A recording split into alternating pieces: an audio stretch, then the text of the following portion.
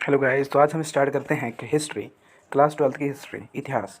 ठीक है, इसमें हम क्या पढ़ेंगे, ये आपके लिए मैंने एक पीडीएफ लेके आया हूँ जिसमें आपको नोट्स भी मिल जाएंगे और आप आसानी से इसमें से अपने नोट्स भी क्रिएट कर सकते हो और पेपरों की अच्छे से तैयारी कर लोगे। ठीक है, अच्छा तो हम पूरा हिस्ट्री का पूरा सिलेबस करेंगे इस चैनल पर। तो हम बात करते हैं चैप्टर 9 की, जो इसका नाम है मुगल दरबार, या इसी का पूरा नाम क्या है, राजा विभिन्न वृत्तांत और मुगल दरबार।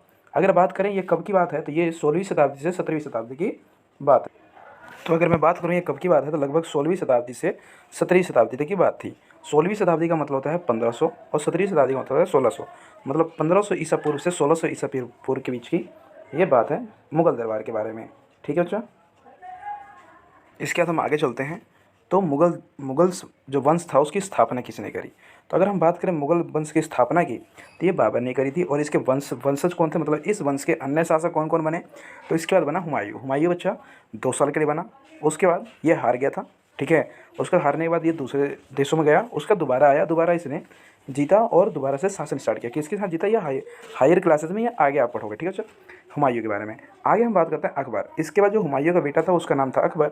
अकबर ने हमारे पूरे भारत के ऊपर बहुत अच्छे से राज किया, बहुत दिनों तक राज किया। ये क्योंकि ये हुमायूं की जब ये बच्चा था अकबर, जब ये हुमायूं की मृत्यु हो गई जब ये 13 साल का था, और 13 साल में ही ये राजा बन गया। और ये बहुत सालों तक बुढ़ापे तक, जब तक ये मरा नहीं, जब तक ये राजा रहा। उसके बाद सलीम, सलीम को आप जानते हैं, आपने जो अकबर और बीरबल जो सीरियल वगैरह भी आते हैं उसमें भी आपने सलीम को देखा है, जिसका नाम था असली जहांगीर। ठीक है, उसके बाद ये राजा बना सलीम, मतलब जहांगीर। और उसके बाद हम बात करते हैं, इसका एक पुत्र हुआ जिसका नाम था शाहजहाँ, जिसने आपका ताजमहल बनाया है, वो बना। और उसके बाद औरंगजेब औरंगजेब बना। औरंगजेब ने, क्योंकि शाहजहाँ ने बहुत ज़्यादा धन खर्च कर दिया था ताजमहल बनाने में, इसलिए औरंगजेब ने, और ये खर्च ना करें शाहजहाँ, इसलिए उनको जेल में डलवा दिया और उनको वहाँ पर बहुत सारी पीड़ा भी हुई। ठीक है, अच्छा औरंगजेब के 3-4 बेटे थे, लेकिन वो अच्छे से अब मुगल वंश को संभाल नहीं पाए और वो हारते गए। मराठों के हाथ या राजपूतों के हाथ हाथ से, बहुत से राजाओं के हाथों से ये हार गए। उसके बाद हम बात करते हैं इस वंश का सबसे महान राजा जो था, ठीक है, उसका नाम अकबर था। अकबर ने बहुत सालों तक हमारे भारत के ऊपर राज किया था और अकबर इस वंश का सबसे महान शासक था। अगर हम बात करें कुछ और घटनाओं, हम बात करते हैं सेकंड पॉइंट, कॉर्निकलस शैली। ये कॉर्निकलस शैली क्या है, इसको हिंदी में हम बोलते हैं इतिवृत्ति, घटनाओं का अनवरत अनवरत कलानुक्रमिक विवरण पुस्तक। मतलब घटनाओं का एक कला के साथ विवरण प्रस्तुत करना लोगों के सामने, ऐसी बुक चर्चा। आगे हम बात करते हैं मुगल काल की प्रमुख रचनाएं क्या क्या थीं। प्रमुख रचनाओं में सबसे पहला आता है बाबरनामा, जो बाबर ने लिखी। किसने लिखी, बाबर ने। उसके बाद हम बात करते हैं हुमायूं नामा, जो किसने लिखी बच्चा, गुल बदन बेगम ने। ठीक है, उसके बाद हम बात करते हैं अकबरनामा, क्योंकि अकबर पढ़ा लिखा नहीं था, क्योंकि 13 साल में ही वो राजा बन गया था, तो वो पढ़ेगा कहाँ से बेचारा।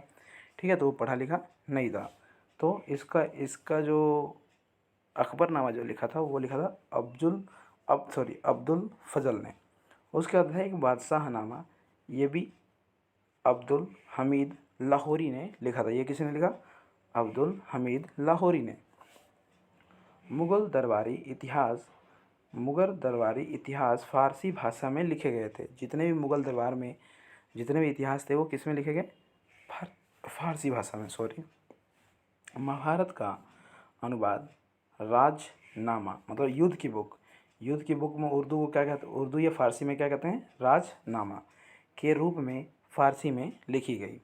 आगे हम बात करते हैं पांडुलिपियों को एक बहुमूल्य वस्तु। तो पांडुलिपि क्या होती है, जो आपको देखते नहीं हो आप, पत्तों पे जो लिखी रहती हैं, उसको हम पांडुलिपियाँ कहते हैं। वो पत्ते अलग कलर का अलग किस्म के आते थे, उनको हम क्या कहते थे, पांडुलिपियाँ।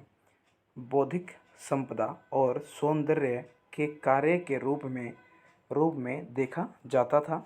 पांडुलिपियों का रचना प्रमुख केंद्र शाही किताब खाना था। क्या था, शाही किताब खाना। आगे हम बात करते हैं नस्तलिक, अकबर की फारसी लेखन शैली थी। मतलब जो फारसी पसंदीदा जो उसकी शैली थी, किसकी, अकबर की पसंदीदा शैली, उसका क्या नाम था, नस्तलिक। क्या नाम था, नस्तलिक। ठीक है बच्चा। आगे इतिहासकार अब्दुल फजल ने चित्रकारी को एक जादुई कला के रूप में वर्णित किया। मतलब जो इतिहासकार था कौन था? अफजुल फजल। उसने क्या कहा, जो इतिहासकार अफजुल फजल ने जो चित्रकारी है, जो मतलब ड्राइंग वगैरह हम जो बनाते हैं, उसको एक जादुई कला कहा। मतलब जिसको आती है वो बहुत अच्छे से ड्राइंग बनाता है। क्लियर है बच्चों? इसके बाद की जो कहानी है वो अगले अपने नेक्स्ट पार्ट में पढ़ेंगे। ठीक है बच्चों? आप लोगों को कोई भी दिक्कत हो तो आप मुझसे पूछ लेना, कमेंट कर देना, ठीक है? और इस चैनल को आप ज़्यादा से ज़्यादा सब्सक्राइब करवाइए और आगे और बच्चों तक पहुंचाइए। और हम इस चैनल पे ही पूरी पूरी पीडीएफ आपको प्रोवाइड करवाएंगे और साथ में हम पूरा पूरा सिलेबस कराएंगे पोल साइंस का और हिस्ट्री का। ठीक है बच्चों? ये तो हिस्ट्री की क्लास हो गई, अगली क्लास आपको पोल साइंस की मिलेगी। ठीक है बच्चों? ये हम पहले पूरा चैप्टर आज जो हमने कर लिया है वो अगली क्लास में हम पूरा चैप्टर भी करेंगे। ओके बच्चों? Thank you.